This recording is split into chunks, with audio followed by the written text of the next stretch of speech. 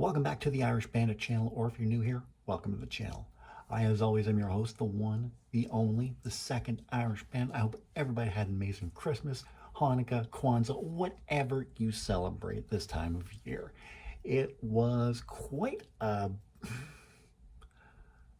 up and down 2022, I guess you could say, huh? It was a year of ups and downs and lots of downs, but we're going to talk about it all today as we look back at the year that was 2022. So we're just going to take a look at some of the news stories that were big in 2022. And I think one of the biggest stories of the year was just how crazy inflation got this year. It's been unusually high in countries around the world in 2022. Price increases in the U.S. peaked at more than 9.1% in June and 11.1% in the United Kingdom in October. That is crazy. And I know they were very, very high here in Canada as well. It hasn't really seen any signs of stopping either. I know gas prices were at a ridiculous high. They've kind of fallen off since then. Last I checked, in Canada, gas was $1.37 a liter here. So that was kind of dicey for a while. Another big news story, the Omicron variant of COVID. Despite what anybody says, we are still in the midst of a pandemic, no matter what's been going on. But the highly transmittable Omicron variant of COVID-19 spread around the world this year. Two Omicron cousins have also recently been named by the UK Health Services Agency as the virus continues to mutate. Less said about that, the better. Not for any reason, but just because I'm kind of sick of COVID. I'm sure you are too, but it's just a way of life now. Another big thing that happened this year, just Russia's invasion of the Ukraine. Russia invaded Ukraine on the 24th of February, leading to global crisis for both food and energy, as well as displacing millions of people. It's just a horrific thing. I have always stated, while I'm not against the soldiers because my dad was in the army, I am totally anti-war, but you'll never catch me disparaging any troops, any soldiers of any troops or anything like that. They're doing something I could never do, and I think they deserve all the respect in the world, honestly. But again, that's just coming from a place where my dad was in the army, my cousin was in the army, so I've got all the respect in the world to them, for them, to them, whichever, of course, family. Another big thing that happened this year that we're still, well, we in Canada aren't, but in the U.S. are, when the U.S. Supreme Court overturned abortion rights. The controversial ruling on June 24th, the U.S. Supreme Court revoked women's constitutional right to abortion, restoring the ability of individual states to determine a woman's reproductive rights. Women's reproductive rights are health rights. It's a healthcare matter. That's all I'm saying about the situation. I thought this was a horrible decision from the Supreme Court, and a few of the appointed nominees for the Supreme Court said they would uphold the ruling, and they didn't. Opinion piece, they should be taken off the Supreme Court, but that's just me. We also saw record-breaking heat waves this year. And along with that, we also saw droughts around the world as well. That was flooding in Pakistan. I think all of those kind of go together. I don't know exactly what it is. Some would say climate change. I don't know. I honestly don't know. When it comes to climate change, I don't have an opinion either way. I know a lot of people are going to be, well, he's kind of ho-hum on that. And yeah, I am. I don't have an opinion either way. Sorry. Another big thing that happened in 2022 is that the world population exceeded 8 billion people on the planet Earth. The world reached its first landmark of 1 billion people in 1803. Over 200 years later, on the 15th of November 2022, the world surpassed 8 billion people. Wow, that is, I don't know if that's an accomplishment per se, but wow, 8 billion people. Let's see what else happened this year. Well, those were some of the big stories. I saved this one for last because it kind of goes in with a later segment, but we also saw the passing of Queen Elizabeth II. She died at Balmoral Castle in Scotland on the 8th of September and was succeeded by her eldest son, King Charles III. For the longest time, I heard that he wasn't going to be getting the crown of king, but I guess that's not true. He is.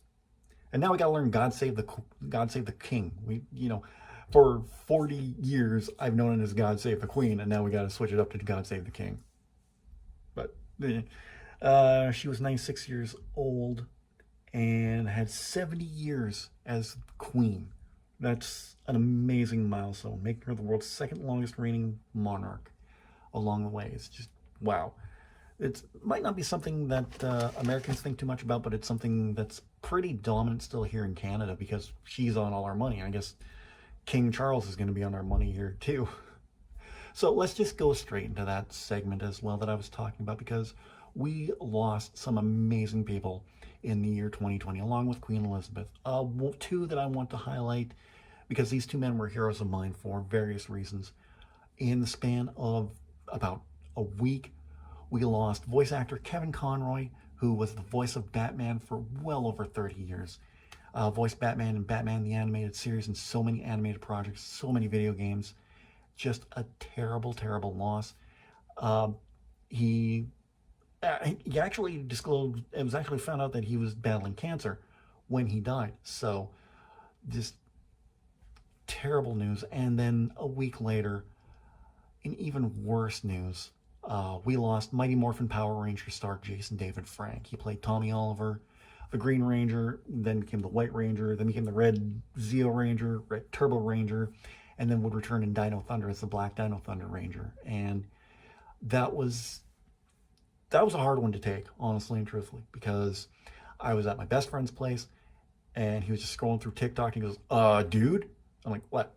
Holds up his phone. No, that's a lie. No, it's BS. It's not true.